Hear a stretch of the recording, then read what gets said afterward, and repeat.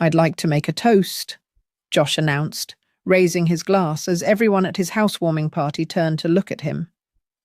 His eyes gleamed with excitement, an expression I'd seen countless times when he was about to steal the spotlight. To new beginnings, new homes, and— he paused dramatically, to Grandpa's memory. A respectful silence fell over the room.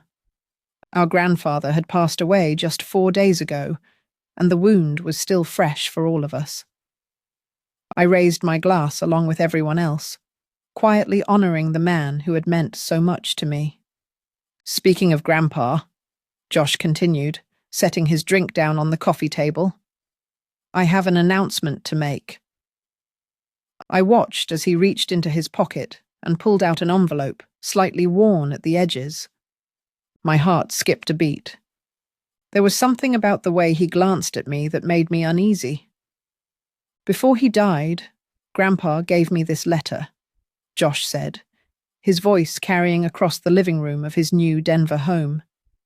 "He wanted me to have his vacation home by the lake, the place we all loved as kids." The room erupted in surprised murmurs and congratulations. My parents beamed with pride, while Josh's girlfriend, Teresa, clapped excitedly. My cousin Jenna shot me a confused look from across the room. She knew how close Grandpa and I had been. I sat stunned, unable to process what I was hearing. The lakeside cabin was Grandpa's most cherished possession.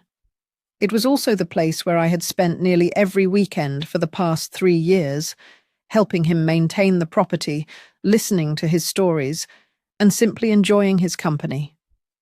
Josh, on the other hand, had visited maybe twice in the last 5 years, always complaining about the lack of Wi-Fi and nothing to do. But more importantly, Grandpa had given me a small wooden box 3 weeks ago, making me promise not to open it until the time was right. Inside was a notarized deed, transferring ownership of the vacation home to me. He had already given me the property. It wasn't even part of his estate. As Josh unfolded the letter and began to read what were supposedly Grandpa's wishes, I studied his face. Was he lying? Did he know about the deed? Had Grandpa somehow changed his mind without telling me? "That's great." "Good for you, Josh," I managed to say with a forced smile, though my mind was racing. I needed to get home and check the documents in that wooden box right away. I quietly excused myself, saying I needed to use the bathroom, and slipped away from the celebration. As I closed the bathroom door behind me, I leaned against it and took a deep breath. The letter Josh had shown everyone didn't make sense. Grandpa's handwriting had become increasingly shaky in his final months due to arthritis, but the signature I glimpsed looked suspiciously smooth and confident. My phone buzzed with a text from Jenna. "You okay?" That was weird. Josh never even cared about the cabin. I texted Jenna back. "Need to check something at home. Can you cover for me? Say I got called into work?" Within minutes, she had made my excuses to the family, and I slipped out the back door while everyone was still fawning over Josh's inheritance. The drive to my apartment felt surreal. Streetlights blurred as memories of Grandpa flooded my mind, teaching me to fish off the dock, pointing out constellations in the clear mountain sky, laughing at my terrible attempts to skip stones across the lake. The vacation home wasn't just property. It was where our most precious memories lived. It was our special place, where Grandpa had taught me about resilience, patience, and finding joy in simple things. Josh had never shown any interest in those lessons or the cabin itself. His announcement felt like a violation of something sacred. As soon as I got home, I went straight to my closet and retrieved the wooden box Grandpa had given me. It was his old cigar box, worn smooth with age, the cedar still fragrant when opened. "Don't open this until you need to know the truth," he'd told me, his eyes crinkling with that familiar wisdom that suggested he knew more than he was saying. My hands trembled as I lifted the lid. Inside lay several neatly folded documents, a sealed envelope with my name written on it, and a small brass key I recognized immediately. It opened the antique roll-top desk in Grandpa's study at the cabin. I unfolded the top document and gasped. It was exactly as I remembered, a notarized deed transferring ownership of the vacation home to me, dated 6 months ago. Alongside it was a letter in Grandpa's unmistakably shaky handwriting. "My dearest Jules," it began, "by the time you read this, I'll likely be gone. I've decided to give you the cabin while I'm still alive to avoid any complications. You're the only one who truly loved this place as much as I did. Your brother never showed interest, except when he needed a place to host parties when I wasn't around." Tears blurred my vision as I continued reading. "I know your brother might contest this, which is why I've had everything properly notarized and filed. There's a copy with my lawyer, Harold Thompson. The cabin is legally yours already. This isn't part of my will or estate. I trust you to honor the spirit of our special place." I sat back, stunned. Josh had lied. He'd fabricated a letter, knowing full well Grandpa had already given the property to me. The audacity was breathtaking, even for him. My phone buzzed with messages from my parents, asking where I'd gone. Josh had texted too. Nice disappearing act. "Don't worry, you can still visit the cabin if you ask nicely." That's when I knew what I had to do. I wouldn't confront him via text or phone. No, this called for something more direct. I gathered the documents, tucked them back into the box, and checked the time. The party would still be going for a couple more hours. I wiped my tears, took a deep breath, and headed back to my car. It was time for the truth to come out. The drive back to Josh's house gave me time to think. I wasn't going to cause a scene. That wasn't my style, and certainly not what Grandpa would have wanted. He'd always told me, "When you have truth on your side, Jules, you don't need to shout it from the rooftops." The quiet truth hits harder than any loud lie. I parked a block away from Josh's house, the wooden box secure on the passenger seat beside me. For a moment, I just sat there, gathering my courage. I thought about all the weekends I'd spent with Grandpa at the cabin, while Josh was too busy to visit. I remembered how Grandpa's face would light up when I arrived, how we'd spend hours talking about everything and nothing on the porch swing. "What would you do, Grandpa?" I whispered, running my fingers over the box's smooth surface. The answer came almost immediately in my mind. The right thing, with grace. I decided not to go back into the party right away. Instead, I texted Jenna, "How many people are still there?" She replied quickly, "Just family now. Most guests left after dinner. You coming back?" This was perfect. I didn't want a crowd for what I needed to do. I took the box and walked the short distance to Josh's front door. When I knocked, it was Josh himself who answered, his expression shifting from surprise to wariness. "Work emergency over already?" he asked, his tone suggesting he didn't believe there had been one in the first place. "We need to talk, Josh," I said calmly, stepping past him into the house. Everyone looked up as I entered the living room. My father was examining what must have been Josh's letter more closely, while my mother was already discussing renovation plans for the cabin with Teresa. Jenna sat quietly in the corner, watching the scene with obvious discomfort. "Jules is back," my mother announced unnecessarily. "We were just discussing Josh's wonderful news about the cabin." "Actually," I said, setting the wooden box down on the coffee table. "That's what I wanted to talk about." Josh's eyes locked onto the box, recognition flickering across his face. "What's that?" he asked, though I could tell from his expression that he had a good idea. "Something Grandpa gave me 3 weeks ago," I explained, keeping my voice level, He asked me not to open it until the time was right. I looked directly at Josh. I think that time is now. Before Josh could protest, my father leaned forward with interest. What is it, Jules?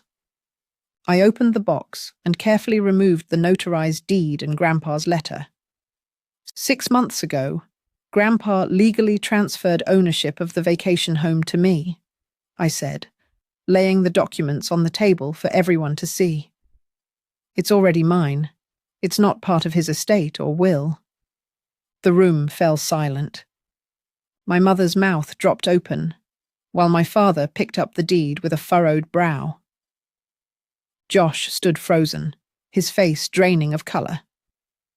This is notarized, my father confirmed, examining the document. And this is definitely your grandfather's signature. That's impossible, Josh finally sputtered. Grandpa gave me the letter. He wanted me to have the cabin. May I see that letter again? I asked, extending my hand toward my father. He handed it over, and I placed it side by side with Grandpa's handwritten letter from my box. The difference was stark and obvious. The handwriting on Josh's letter was an attempt at imitation, but it lacked the telltale shakiness caused by Grandpa's arthritis. The signature was too perfect, too controlled. Josh, my mother said slowly, her voice barely above a whisper. Did you forge this letter? His silence was answer enough. Josh's silence stretched uncomfortably before he finally broke it, his voice a mixture of defiance and desperation. You don't understand. It's not fair that she gets everything. Everything? I echoed, genuinely confused. What are you talking about? You were always Grandpa's favourite, Josh said, his words rushing out like water through a broken dam. Always visiting him, always helping him, always the perfect grandchild. The rest of us barely got a look in. My father cleared his throat, clearly uncomfortable with the direction the conversation had taken. Josh, regardless of how you feel, forging your grandfather's signature is serious. Let me see those, my mother interjected, reaching for both letters. She compared them side by side, her expression shifting from disbelief to disappointment. Oh, Josh, she sighed. How could you do this? Teresa slowly stood up, her face pale. I think I should go, she murmured, avoiding Josh's pleading look as she gathered her purse and headed for the door. Wait, Teresa, this isn't what it looks like, Josh called after her, but she was already gone, the front door closing firmly behind her.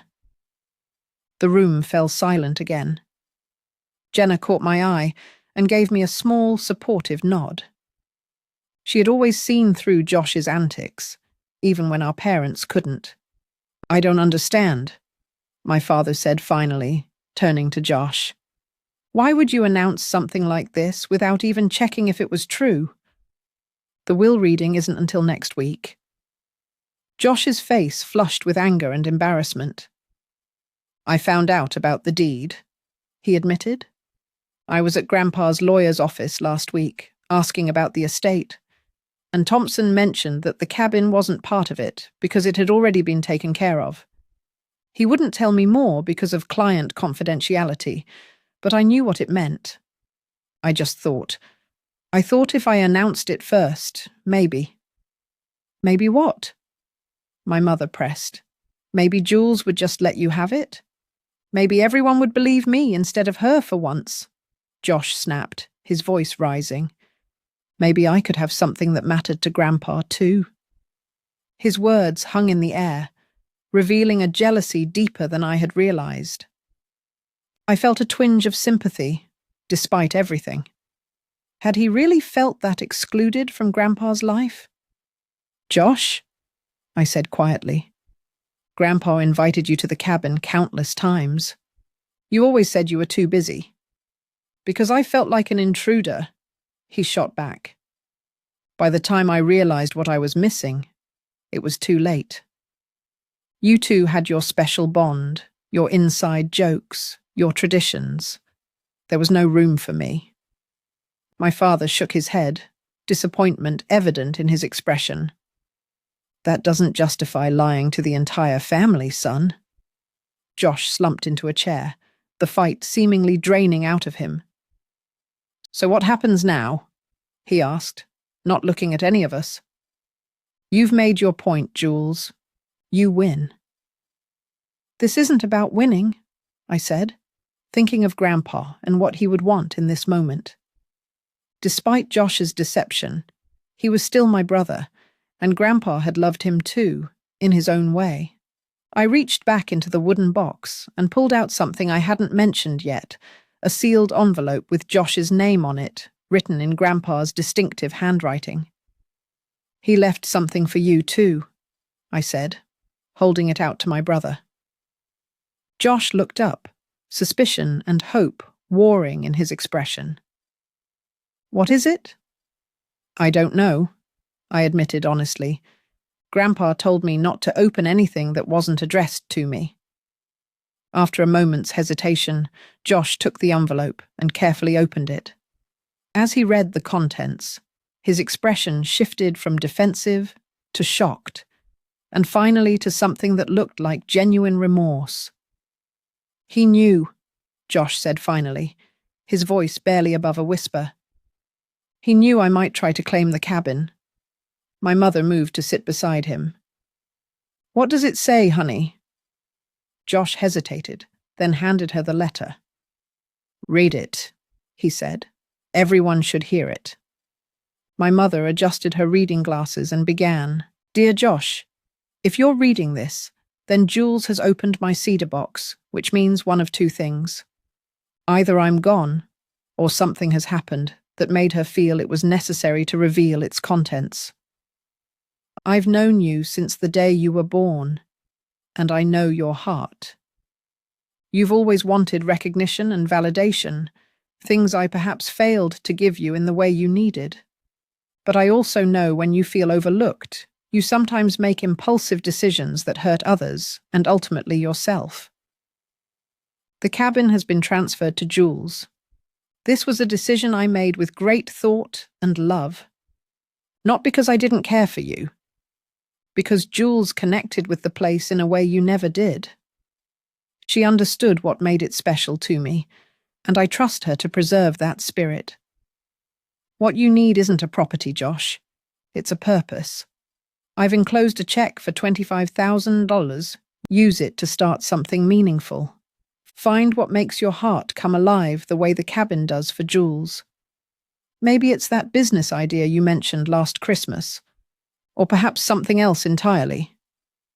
I hope someday you'll understand that this isn't about favorites or fairness. It's about recognizing different paths for different hearts. Jules will keep the door open for you at the cabin, I have no doubt. But your future lies in building something of your own. With love and hope, Grandpa. When my mother finished reading, there wasn't a dry eye in the room. Josh sat with his head bowed, the check clutched in his trembling hand. He saw right through me, he murmured, even from the grave. My father moved to place a comforting hand on Josh's shoulder. Your grandfather was a perceptive man. Josh looked up at me, really looked at me, perhaps for the first time in years. I'm sorry, Jules. I had no right to try and take what was already yours. The words seemed to cost him, but they also sounded sincere. I nodded, not quite ready to offer forgiveness, but acknowledging his apology. There's something else in the box, I said, reaching for it again. I pulled out a small photo album and opened it to reveal pictures spanning years. Josh and me as children at the cabin, building sandcastles by the lake, roasting marshmallows with Grandpa at the fire pit. He kept this in his desk at the cabin, I explained, turning pages to show more recent photos. He never stopped hoping you'd come around, Josh. My brother stared at the photos, emotion washing over his face. I really messed up, didn't I?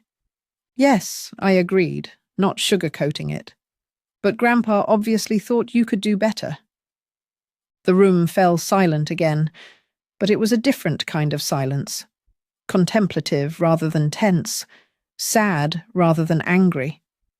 The evening had taken a turn none of us had expected, laying bare years of complicated feelings and unspoken resentments. Jenna, who had been watching silently, finally spoke up. So what happens now? It was the question hanging in the air for all of us. What do you do after a moment of painful truth? How do you move forward from betrayal and revelation? I closed the wooden box, feeling the weight of responsibility Grandpa had placed on me, not just for the cabin, but perhaps for healing our family too. Now, I said quietly, we try to honor what Grandpa wanted for both of us. The gathering broke up soon after. My parents left with concerned glances back at Josh, clearly torn between disappointment in his actions and worry for his well-being. Jenna gave me a quick hug before heading out, whispering, "Call me tomorrow." And then it was just Josh and me in his new house, the celebratory atmosphere completely evaporated. Josh moved around his kitchen mechanically, making coffee neither of us really wanted. The silence between us felt heavy, with all the years of competition and misunderstanding. "I didn't plan it," he said finally, setting a mug in front of me. "The forgery, I mean. When I found out about the deed, I was angry, hurt. I made the letter that same night, not really thinking I'd use it." "Then why did you?" I asked, wrapping my hands around the warm mug.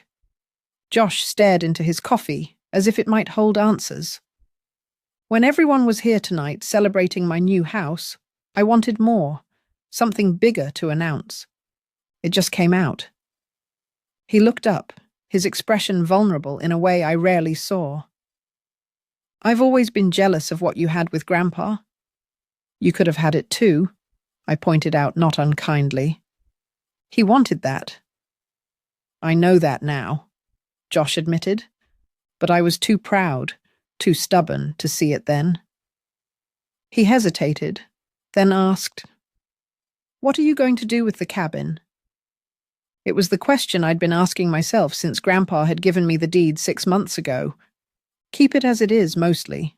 It needs some repairs, but I don't want to change its character." Josh nodded, looking relieved. "That's good. It should stay the way Grandpa loved it. I studied my brother, this person I'd grown up with, but sometimes felt I barely knew. You're welcome there, you know, anytime." His eyes widened slightly in surprise. "Even after what I did? The cabin was meant to bring family together, not drive us apart," I said, echoing what I believed Grandpa would have wanted. "That doesn't mean I'm not still angry, or that I trust you completely right now. But the door is open." Josh seemed to understand the qualified olive branch for what it was. "Thank you." We sat in silence for a few more minutes, sipping coffee that had already gone cold. The night had been exhausting, emotionally and physically, and there was still much to process. "I should go," I said finally, standing up. "It's been a long night." Josh walked me to the door. Before I left, he asked, "Do you think Grandpa knew this would happen? The showdown over the cabin?" I thought about the careful preparation Grandpa had made, the notarized deed, the separate letters, his instructions to me about when to open the box. "I think he hoped it wouldn't," I answered honestly, "but he was prepared in case it did." Josh shook his head, a rueful smile on his face. He always was 3 steps ahead of everyone else.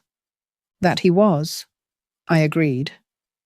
As I drove home, the wooden box secure on the seat beside me once more, I felt a curious mixture of emotions: sadness for the pain of the evening, relief that the truth was out, and a tentative hope that maybe, just maybe, this could be a turning point for Josh and me.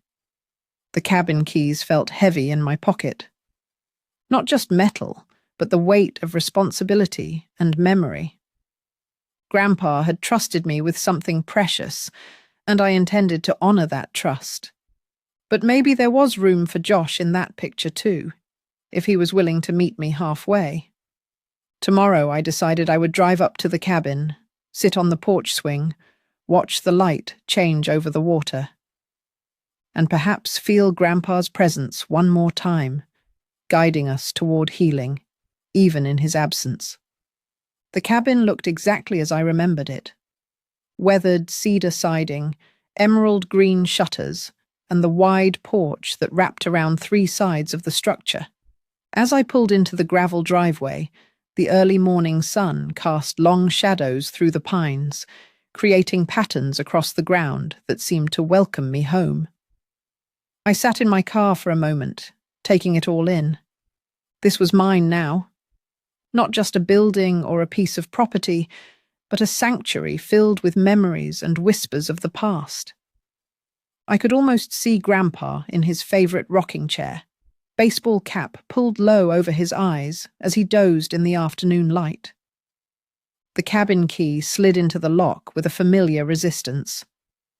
You had to jiggle it just right, a quirk Grandpa had refused to fix because he claimed it kept out the riffraff. Inside, everything was just as he'd left it. Books stacked on the side table, fishing gear organized meticulously in the corner, the faint scent of pipe tobacco lingering in the air despite his doctor's orders to quit smoking years ago.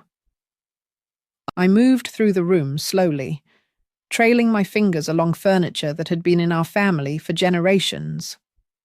The stillness was peaceful rather than oppressive, as if the cabin itself was holding its breath, waiting to see what would happen next. My phone buzzed in my pocket, a text from Jenna. "How's the cabin? Your mom called me this morning. Josh is a wreck." I typed back, "Cabin's perfect. Not sure how to feel about Josh yet."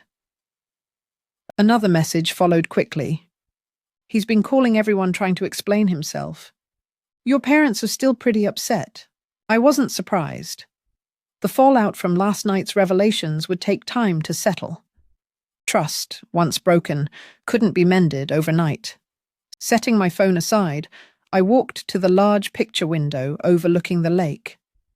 The water sparkled in the morning light, serene and unchanging despite the human drama unfolding around it. "I'm here, Grandpa," I whispered to the empty room. "I'll take good care of it, I promise." 3 weeks passed before Josh reached out. His text was simple. "Can we talk? At the cabin, maybe?" I deliberated for a day before responding with a time and date. Part of me wasn't ready to share this space with him yet, but Grandpa's voice kept echoing in my mind. Holding grudges makes the heart heavy, Jules. Sometimes forgiveness is more for you than for them. When Josh's car pulled up the following Saturday, I was sitting on the porch swing, nursing a cup of coffee. He approached slowly, looking more subdued than I'd seen him in years. "This place hasn't changed at all," he said, glancing around. "That's the idea," I replied, gesturing to the chair across from me. He sat down, fingers drumming nervously on his knees. "I've been thinking about what to say for weeks, but everything sounds inadequate." "Try anyway," I suggested, neither cold nor particularly warm. Josh took a deep breath. "I'm sorry, not just for the forgery, but for everything. For being jealous of your relationship with Grandpa, for resenting you when I should have been looking at my own choices." I studied his face, trying to gauge the sincerity behind his words. The Josh I knew was a master of telling people what they wanted to hear when it served his purposes. "Why did you do it?" I asked. "The truth, Josh." He looked out at the lake, quiet for a long moment. "I thought if I had the cabin, it would somehow make up for all the time I didn't spend here. Like I could buy back those moments I missed." His voice cracked slightly. "Stupid, right?" There was a vulnerability in his admission that felt genuine. Not an excuse, just a sad acknowledgement of a faulty thought process. "I used the money," he said suddenly. "Grandpa's check." "For what?" "I enrolled in that woodworking course Grandpa was always telling me to try, the one I was too busy for." He gave a self-deprecating laugh. "Turns out I'm terrible at it, but I'm going to stick with it." He was right. It's calming, being focused on creating something with your hands. It was a small thing, but significant coming from Josh, who had always been too impatient for such pursuits. "He would have liked that," I said quietly. We sat in silence for a while, listening to the gentle lapping of water against the shore and the distant call of birds. It was the same peaceful soundtrack that had accompanied countless conversations between Grandpa and me over the years. "I have something to show you," I said finally, standing up. Josh followed me inside to Grandpa's study, where the antique roll-top desk stood in the corner, bathed in morning light. I used the brass key from the wooden box to unlock it, revealing neatly organized compartments filled with papers, letters, and small mementos. Grandpa kept everything, I explained, pulling out a folder marked Josh. Inside were newspaper clippings of Josh's high school debate championship, photos of his college graduation, and even a printout of the web page announcing his promotion last year. "He was proud of you," I said softly. "He just showed it differently than you wanted." Josh's fingers trembled slightly as he paged through the collection. I had no idea he kept track of all this. "There's a folder for each family member," I explained. He called it his brag book. Josh looked up, his eyes glistening. "I really messed up, didn't I?" "Yes," I agreed, not sugarcoating it. "But Grandpa believed in second chances. So do I." I pulled out a calendar from my bag and handed it to him. "I've marked weekends when I'll be up here for maintenance and bigger projects. I could use an extra pair of hands, even terrible woodworking ones." A smile tugged at his lips. "Really?" "The cabin was meant to bring family together, not drive us apart," I said. "That's what Grandpa wanted." Later that afternoon, we sat on the end of the dock, feet dangling in the cool water. Josh pitched ideas for renovating the boathouse, while I sketched possibilities in a notebook.